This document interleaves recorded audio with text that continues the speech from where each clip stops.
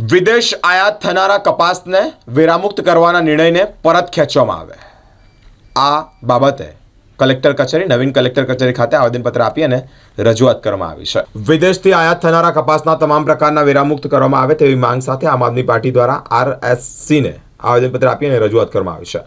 કપાસની મુક્ત આયાતને છૂટ આપી છે। ભારતમાં કપાસનું ઉત્પાદન ભારતની કુલ જરૂરિયાત કરતાં થોડુંક વધારે થાય છે। ભારતના ખેડૂતો માટે જીવલેણ સાબિત થાય તેવી શંકા છે। ગુજરાતના અને ભારતના ખેડૂતોના કપાસ ઓક્ટોબર માસમાં બજારમાં વેચવાની માટે આવવાની શરૂઆત થઈ જશે। આજે આમ આદમી પાર્ટીના પ્રમુખ અશોકભાઈ ઓઝાની આગેવાની હેઠળ RSCને આવેદનપત્ર આપી અને રજૂઆત કરવામાં આવી છે।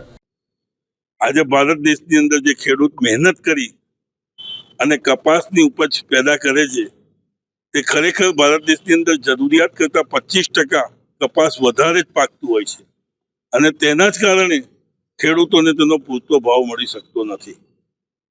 આજે જે બહારથી આવતું કપાસ, જે અમેરિકાથી વિદેશથી આવતું કપાસ, તેની પર જે ડ્યુટી ભારત દેશમાં લેવામાં આવતી હતી એ ડ્યુટી એવા સમયે બંધ કરી દેવામાં આવી કે જ્યારે કપાસ તૈયાર છે, ખેડૂતોએ કપાસ બજારમાં વેચવાનો છે, એવા સમય પર ડ્યુટી બંધ કરતા લોકોનું ધ્યાન બહારના કપાસ ઉપર જાય અને જો અહીંના ઉદ્યોગપતિઓ બહારથી કપાસ ખરીદે તો ભારત દેશમાં જે કિસાનોએ પેદા કરેલું કપાસ છે તે તેમને પડી દે અને જે તેમની સિઝન છે એ બગડે।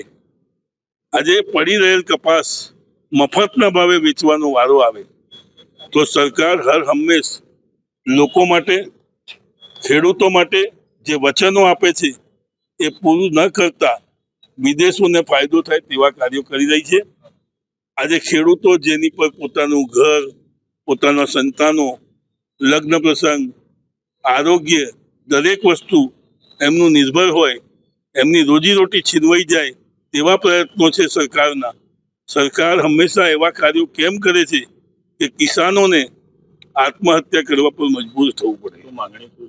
અમારી માગણી એ જ છે કે જે બહારથી કપાસ આવતો હતો તેની પર જે આયાત ટેક્સ લગાવવામાં આવતો હતો એને બમણો કરવામાં આવે કે લોકો બહારથી ન ખરીદી અને પોતાનો દેશનો કપાસ વાપરે।